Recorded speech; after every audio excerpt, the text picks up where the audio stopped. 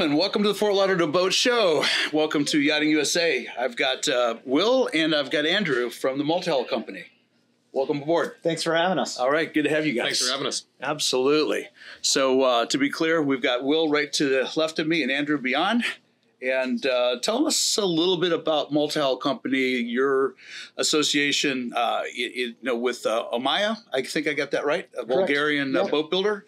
And what you guys are doing in the States and how this relates to basically the boat building business they've got over there. Yeah, sure. Absolutely. So Multihull Company is the largest catamaran-specific brokerage in the world. We've got 24 agents globally right now.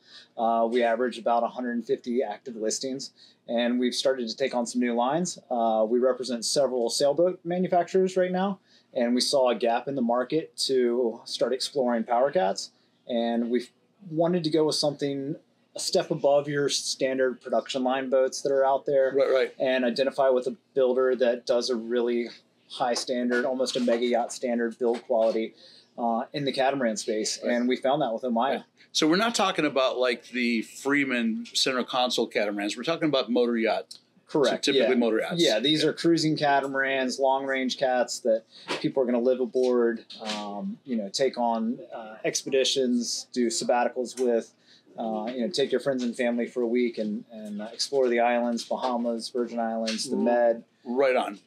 Okay, so cruising catamarans in what, you said 50, 60-foot size? 50 is going to be our first model that's about to launch later this year. Right. And then we have plans to develop a 60 and an 80 already. We've got some renders and drawings, and hopefully we'll see those coming out in the near future. And what I think a lot of people lose sight of when you say 50-foot boat, you're thinking 50 linear feet. But in a catamaran, you actually have the beam width. You actually have a lot more interior space, real estate, than you would have in a conventional monohull boat, right? Absolutely, and that's one of the standout features with the Omaya. I mean, it does feature a best-in-class beam of 27 feet as compared to other boats in this sort of size range. Okay. In this sort of class of catamarans, where the beam is more in the range of like 23, 24 feet, even for boats that are over 50 feet. Right. So that beam width equates to additional stability? It's additional stability, it's additional living space on the quarters. It's just everything is a little more Volume, right? It's just like length, right? You think you're going from a 50 to a 51, but sometimes that adds a tremendous amount of space inside. It's exponential, not linear. Right. Absolutely. The catamaran type design versus a monohull, are there advantages? What would you experience on a cat that you wouldn't experience on a monohull necessarily? Oh, I think there's advantages both underway and just at anchor or living space. Right. Underway, you're going to be more fuel efficient for the same size boat. You're going to have a lot more stability. The ride is much better. The boats don't roll, and you don't need a seakeeper. You don't need stabilizers on these boats. Some do have trim tabs, but that's more to help the boat plane out. Right. These are displacement or planing hulls? These are planing hulls. Oh, wow. They will. Yeah, they'll get up and cruise in the high teens, low 20s, depending on which engine option you go for. Cool. That'll get you from point A to point B. I think the living space is what really sells people on these boats.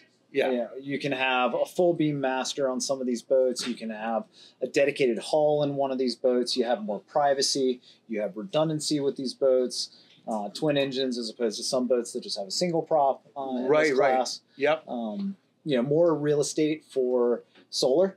Our hard tops and our fly bridges, we can cover over 3.5 kilowatts of solar. And that's go helpful. into silent mode. We're going to have lithium batteries or lithium options for these boats so that you can shut the gen off and go quiet. So you're saying you would these boats ever go hybrid where you're going on electric drive at times, or are they purely diesel drive right now? That technology is out there. That's not something that Omaya is exploring at this time. Okay. This would be diesel generators, diesel engines, Yanmar engines, something that's tried and true. With an expedition yacht, I don't know that you want to push the limits. Right. Yeah. So this is more of an expedition, go anywhere kind of boat for sure. Sure. Gotcha. Yeah. Right. So silent mode is when you're on the hook and you want everything to be nice and quiet. You shut down the gen sets. You still have power on board to operate a few appliances or do what you need to do. You're running your AC systems off of large inverters, or you're doing high voltage DC systems. A lot of people are now converting to DC air conditioning. A lot of people are now converting to just DC appliances throughout the boat. Makes sense. You know, higher DC voltage, lower amperage, longer battery life, you know, more efficient.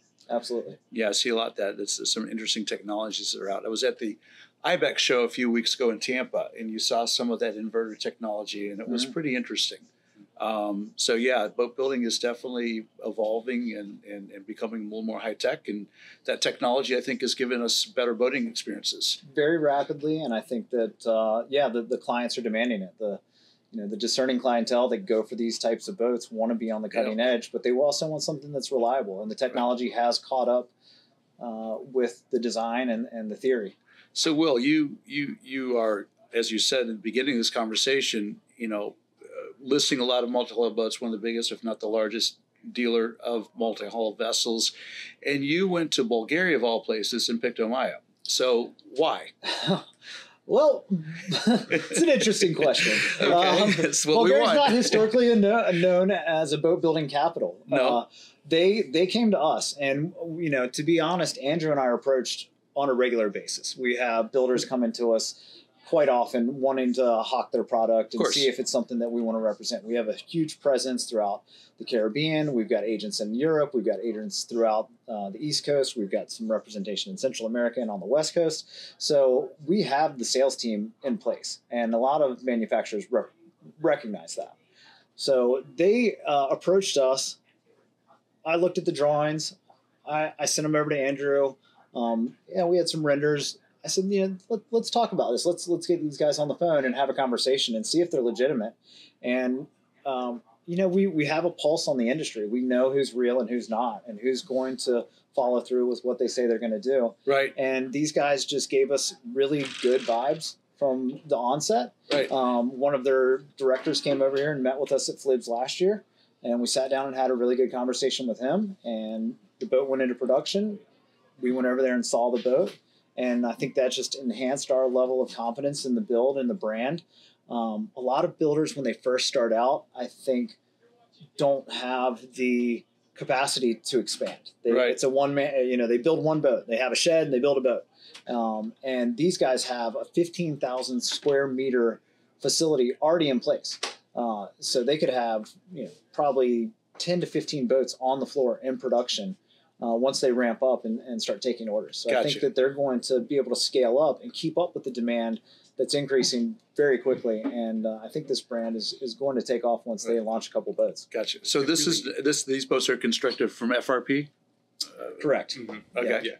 So it was really helpful to us in the beginning when we were reaching with Omaya as far as the history of the company goes, because we were dealers for balance catamarans for a really long time and selling those boats new. And then when Will took over the company in 2021, we stopped being dealers for balance catamarans. The company sort of went in different directions because we were working with that company very closely. And that was a real part of our history. And when we separated, we were always sort of looking for a brand that we're always looking for products that fill gaps in the market. Sure. And Omaya definitely fits that mold for a boat that fills a gap in the market, and on the Power Cat side for a really purposefully built, quality build, designed from the ground up Power Catamaran. A niche builder. That is built out of Europe, that fits a level of standard that we felt wasn't being actualized in the market currently. Gotcha. When we saw that, and we heard their vision as far as what they were actually trying to do and their ability to, because it's very hard to scale up from a boat building perspective in those beginning stages when you have one boat. Yeah. How do you get to building 1 to 2 boats at a time versus building 4 to 6 boats at a time? And maintaining consistency and quality and attention to detail and all that. That has a track record of doing it. And they've already done that. I mean, they've been working for 3 to 4 years in the background, developing their facility, building their team, building their parts, developing the infrastructure to where they can develop their own molds in-house, to where if they need to make design changes in the interior, we can easily do that. We can do that directly in-house. They have, they've been taking builders from Sunreefs and all over Europe to where they can really hit a level of quality in those first couple of boats that is pretty high. Okay, cool. I also think a lot of the competition, comes either from Europe or from Asia.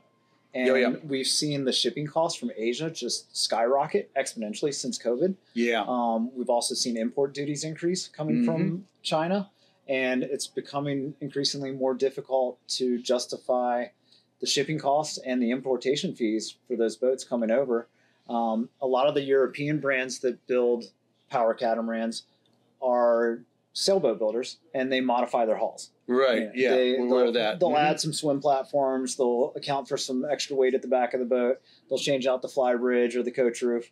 But still, the sailing boats. But the DNA is a sailboat. Right. Right. And these guys are building a power catamaran in Europe from the ground up.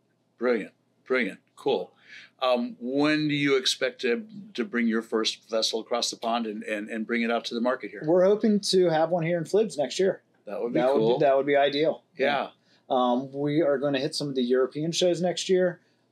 Certainly Cannes, probably Le Grand Mont, and we'll have hull number 1 on display there. Good. We've already got some prospects that have started pricing out some boats with us, and once we launch hull number 1, we're going to go back over to Bulgaria, probably bring some of our clients with us, do a big... That's a great way to sell a boat. Yeah, let big them see the unveiling shipyard party. and, Yeah. Yep. Meet the principals and understand, what's behind the boat. To see what they have going in that was really eye-opening. Yeah. Their setup, their infrastructure. I mean, because it's a real family business that has been in production now. How long has Omega been in since production? The mid-'80s. Yeah, since the mid-'80s. We know a little bit of history. Their background is in agriculture. So they build milling machines, seed processing, giant silos. So they have all of the CNC machines. They have all the milling machines. Something they're comfortable with. Yeah, they manufacture machinery. Laser cutters. They toured us through the whole... The factories are separate, but they're very close by. Interesting. And the shipyard is right on the Danube River. So you go down the Danube, you're in the Black Sea, and then you're just...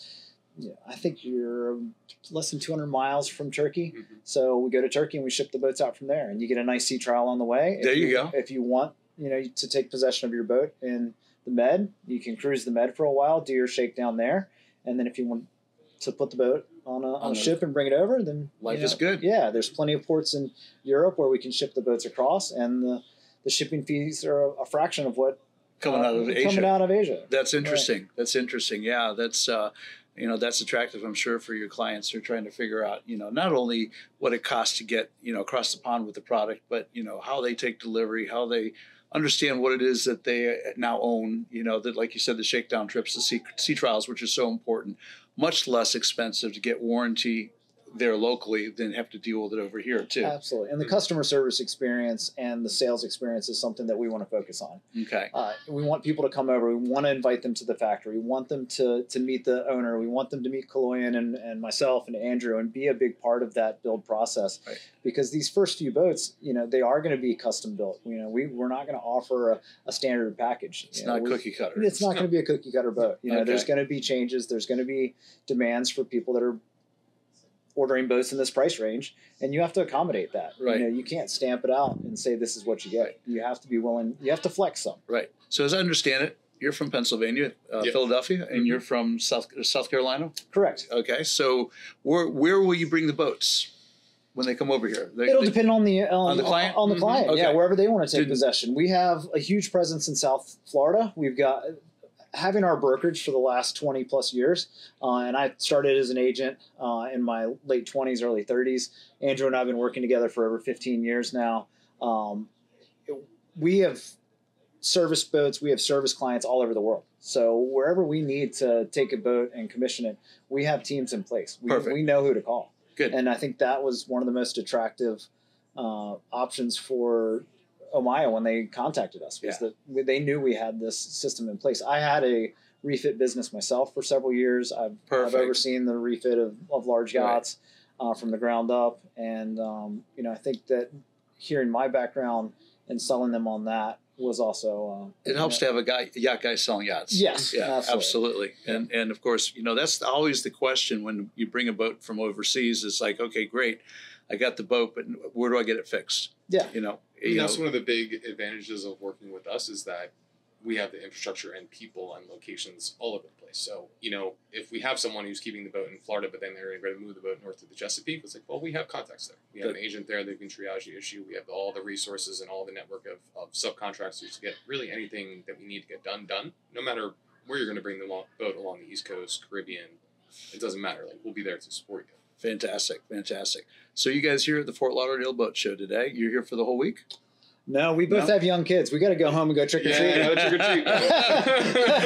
yeah. Well, I get that. My 15-year-old son is he's been here with me up until today. He's in school today, but pulling him out tomorrow and it's Friday, and he's normally behind the camera and helping out. So that's awesome. I get that. It's you know, he's grown up in the industry too, and Halloween, you know, you just almost never get that if you're down here for FLIBS, because it's almost always right there. There's always some overlap. Yeah. It's so funny. The Annapolis Boat Show, my birthday runs on it every year, and the Miami Boat Show runs it Valentine's every year. And it's like we never have those days with our families. Right. Well, you know what? You're setting the priority right. That's the right priority for the family first. I'm a big believer in that. And we put you here at the beginning of the show. You see a little bit of all of South Florida. We got the wind and the seas, not a good day for sea trial. And we got some sun, and then we got some rain. And I think the only thing we're guaranteed not to get is a hurricane. So this week. So we'll take that. But it's really great to see you guys. It's fun to start off the boat show with this conversation with you. Certainly wish you nothing but success. And I tell you what, it'd be really, really cool to come back next year and do a follow-up on board your first boat. Hopefully we'll be doing the interview on that boat. Wouldn't that be cool? Very cool. So I hope it all goes real well for you that way, and it'll be insightful to see how this year goes for you. Absolutely. Well, we appreciate the opportunity, Nick, and thanks for having us. You know, it's good to have you on the show, and we'll go ahead and look forward to your success in the future and more conversations to come. Awesome. Perfect. All right. Good. All right. Until the next time, here from the Fort Lauderdale Boat Show, I'm out of here.